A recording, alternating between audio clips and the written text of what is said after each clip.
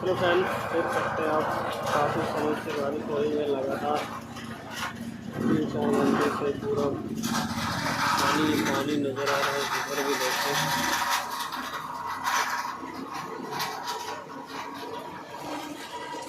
Indira mall main चौक location.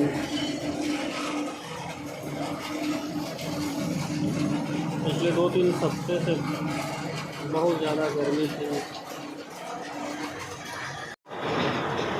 कारणवश शायद बहुत ज़्यादा बारिश हो रही है। गर्मी ही गर्मी थी 2-3 हफ्ता पहले।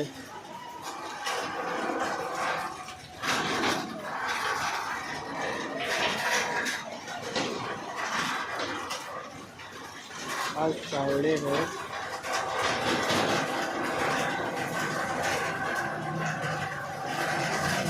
दोपहर के 12 बजे बारिश रुकने के नाम भी नहीं ले रही है। पिछले 2-3 घंटे से लगातार बारिश हो रही है।